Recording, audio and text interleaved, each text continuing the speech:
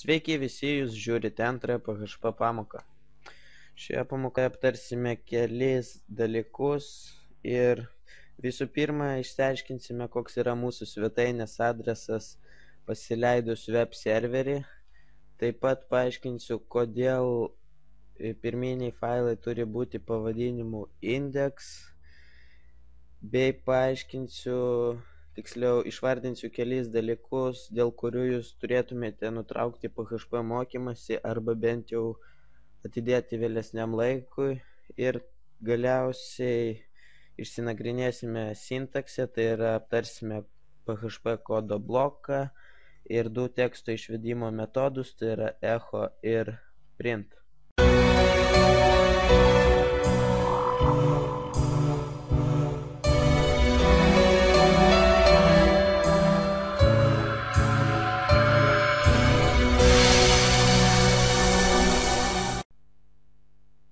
Taigi visų pirma, koks yra mūsų svetainės adresas pasileidus web serverį. Taigi atsidarome savo naršyklę ir vedame adresą http localhost.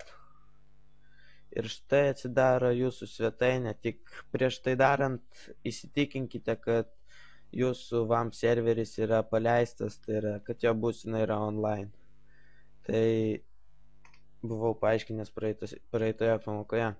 Taigi, štai jūsų svetainė ir jos vidinis adresas http localhost.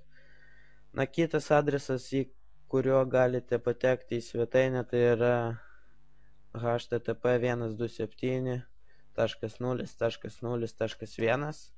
Tai yra tiesiog tas pats localhost, tiesiog skaitinis. Bet tai yra, sakykime, vidinis jūsų adresas ir į jį kiti žmonės negali patekti. Tai yra tokiu adresu tik jūs į savo svetainę galite patekti. O tam, kad kiti galėtų patekti į jūsų svetainę, jums reikia platinti jau savo būtent kompiuterio prijungto prie interneto IP adresą, kurį galėtumėte sužinoti mūsų svetainėje ip.3dev.lt.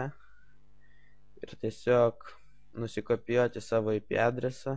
Taip aš neslepiu, kadangi tikrai nebijau nieko.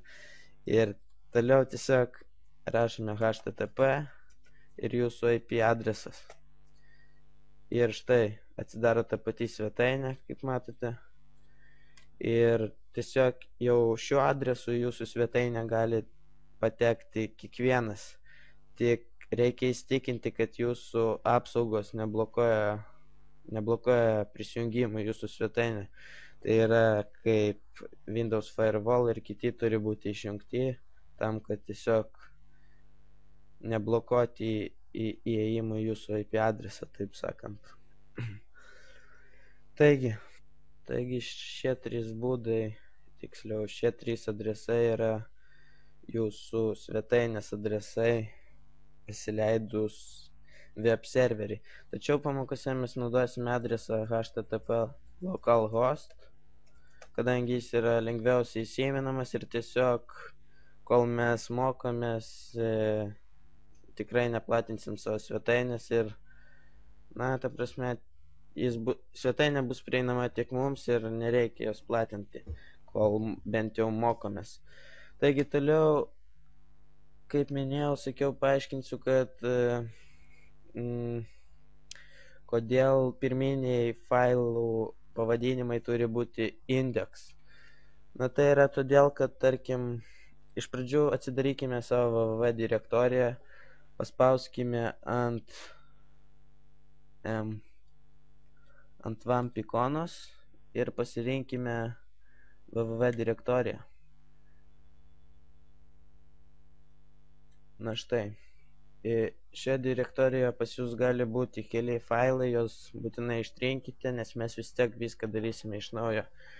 Ir susikurkime, tarkim, failą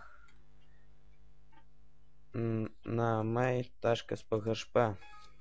Namai tai yra tiesiog pavadinimas, o .php tai yra nurodymas failo tipo. Tai šiuo atveju failas yra PHP tipo ir pavadinimu namai. Ir štai įėjus į jūsų svetainę, jums tiesiog rodo visus failus esamus jūsų direktorijoje, www direktorijoje. Tačiau tam, kad patekti į failą, būtina nurodyti failo pavadinimą ir tipą. Mūsų atveju namai.php. Ir štai atsidaro tuščias failas, kuriame gali būti PHP kodas. Tačiau tam, kad nenurodant failo adrese patekti į numatytą pradinį failą, jums reikia sukurti failą pavadinimu index.php ir tiesiog atnaujinus puslapį jūs automatiškai nukreipia į pirminį failą, index failą, kuriame taip pat gali būti PHP kodas ir kuris yra, sakykime, pagrindinis failas jūsų svetainės. Tai yra, taip, pradinis failas, į kurį bet kas įvedęs adresą, nenurodęs jokio failo, pateks. Ir pagrindė dirbsime su vienu failu, tai galime ištrinti namai failą ir toliau. Taip pat, dėl ko jūs neturėtumėte mokintis PHP arba bent jau atidėti vėlesniam laikui, tai yra, jeigu jūs nemokate HTML pagrindų, CSS pagrindų, jūs tiesiog negalėsite susikurti padorios svetainės ir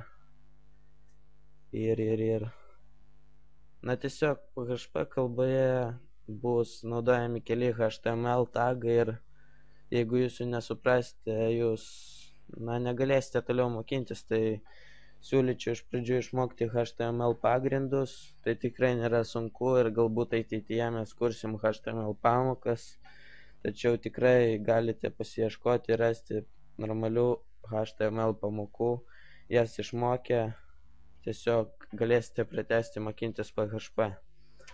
Ir ketvirtas punktas šios pamokos tai yra sintaksė. Taigi, iš pradžių kodo blokai. Taigi, visi kodo blokai prasideda štai tokių, sakykime, raktažodžių. Tai yra ženklas mažiau, klaustukas ir PHP. Ir pasibaigia štai tokių raktažodžių. Tai yra klaustukas ir ženklas daugiau. Taigi, kodo pradžia ir kodo pabaiga. Ir viduje, tarkim, čia rašomas jūsų PHP kodas. Taip pat kai kurie serveriai palaiko PHP kodo bloko pradžios trumpinį, tai yra štai tokį. Tai yra ženklas mažiau ir ženklas klaustukas. Tačiau patariu naudoti pilną pradžią tam, kad, tiesiog kai kurie serveriai tiesiog gali nepalaikyti tokios pradžios ir tiesiog jūsų serveris net pažins, kad vienu žodžiu naudokite štai tokią pradžią ir viskas bus gerai. Taigi, taip pat minėjau, kad paaiškinsiu du teksto išvedimo metodus, tai yra echo ir print. Taigi, metodas echo prasideda raktažodžiu echo ir toliau dvigubos kabutės. Kitose pamokose paaiškinsiu, kodėl jos būtent dvigubos. Aišku, galite naudoti ir viengubas, bet kol kas naudokime dvigubas ir kabutėse rašykime savo tekstą, tarkim, sveikas pasauli. Uždarykime kabutės ir padėkime kabliataškį. Tai kabliataškis dedamas tam, kad PHP suprastų, kad jūs baigėte šį veiksmą, nes jeigu jūs nepadėsite kabliataškio, PHP neras to nepadėto kabliataškio ir tiesiog neras veiksmo pabaigos ir jums išves klaidą.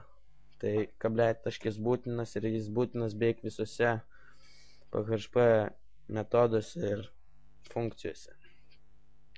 Taigi išsaugome failą ir atnaujiname savo puslapį ir štai matome sveikas pasauli. Taigi kodas suveikia ir vėlgi HTML tagas BR, kuris pradeda sekančią eilutę, Ir sekantis metodas tai print ir vėlgi kabutės, jūsų tekstas, sveikas pasauli ir šauktukas. Vėl uždarome kabutės ir dedame kabletaškį, saugome failą ir štai sveikas pasauli. Ši eilutė yra išvesta su print metodu ir ši su echo metodu. Taigi pagrinde jie beveik nieko nesiskiria ir kuom jie skiriasi, smulkiau paaiškinsiu sekančiose pamokose, bet pagrinde mes naudosime pamokose echo metodą ir tiek. Taigi šiam kartui tiek ir manau kitose pamokose pradėsiu aiškinti jums ir kintamuosius ir būtent kodėl dabar rašėme dvigubas kabutės, o ne viengubas ir kuom jos skiriasi ir panašiai. Na tai laukite kitos pamokos ir prenumeruokite. Viso.